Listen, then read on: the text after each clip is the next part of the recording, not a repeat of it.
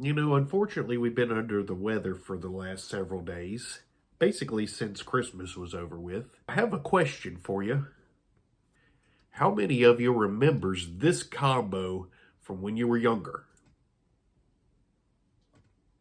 Everybody remembers, if you're old enough, when you used to get sick, seemed like the go-to was your mommy would give you a nice little bed on the couch, provide you with the ginger ale, and of course fix you a hot bowl of Campbell's soup. If you can remember having this treatment when you were younger, leave a comment down below. Maybe you still do this when you have a cold. If so, leave a comment. We'd love to hear from you. The other thing about being sick is, with cable television and the late night shows, pretty much all you were stuck with was watching all the old reruns. I Love Lucy, The Beverly Hillbillies, Green Acres, Gilligan's Island. It wasn't like today where you could just lay around with your tablet and watch The Pretend Farmer on the YouTube. You didn't really have that many entertainment options, so you were forced to watch these old reruns, most of which I still hate to this day, simply because all my memories around these shows revolve around me being sick.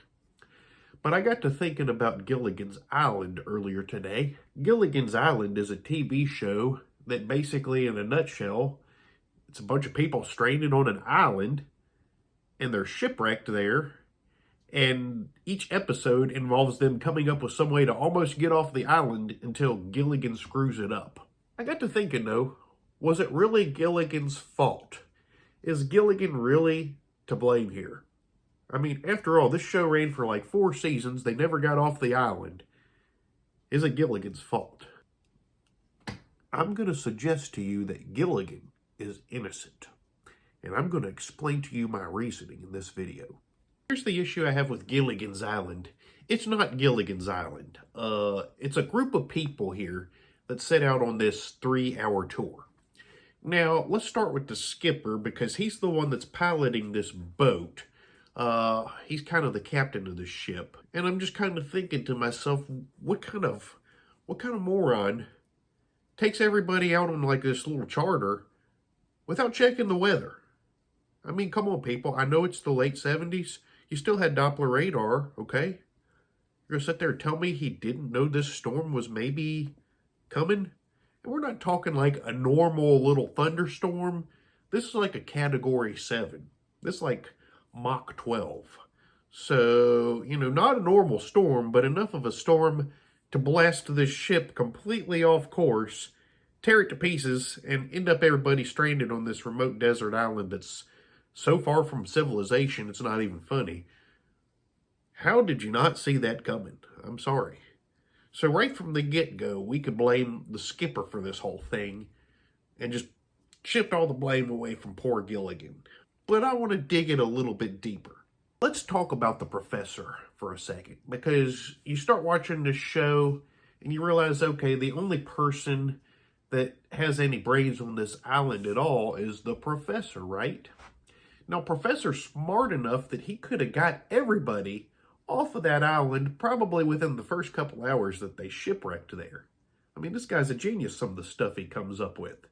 So instead of building all these little bamboo huts with grass rooftops and all these other fancy gadgets that they have, why didn't he put all that effort into trying to get them some kind of a floating craft or something made so they could maybe get out of there? I'm going to suggest to you the professor had a little issue, and I think his issue is the same one that gets a lot of menfolk nowadays. In his case, it was Ginger and Mary Ann. Now, Professor's a smart man. He knows that the skipper hasn't seen Free Willy in quite some time, and Gilligan doesn't stand a chance. Thurston Howell's too old. He knows that, hey, I can clean house here between Ginger and Mary Ann. I got this. What's the big rush? So right from the get-go, once they become shipwrecked, Professor's in no hurry to get off this island. What a creeper, right? Perfectly capable, just lacking a little bit of motivation. Ginger and Mary Ann, they had absolutely nothing to offer from the get-go. If it had been left up to them, everybody on the island would have died within 48 hours. They were nor capable or willing of rescuing anybody. And then we have the Howells. People that had a boatload of money weren't willing to really lift a finger. Gilligan's Island is what we see in society. You know, you have your people like Bill Gates, Elon Musk that are super wealthy. You have Hollywood, which is Ginger and Marianne, who want to set the narrative but don't want to actually do anything to make this a better place. You have smart people like the skipper, who could do good, but they get sidetracked. And then you have people like Gilligan and the skipper, who take the blame for it all. So my advice to you is don't be a Gilligan. It's not Gilligan's Island. It's not Gilligan's fault that they're there. It's not Gilligan's fault they didn't get off. He actually had some good ideas, but he took the blame. Don't be a Gilligan. Till next time, this is the Pretend Farmer working on feeling better. We're signing out. I meant for that to go down.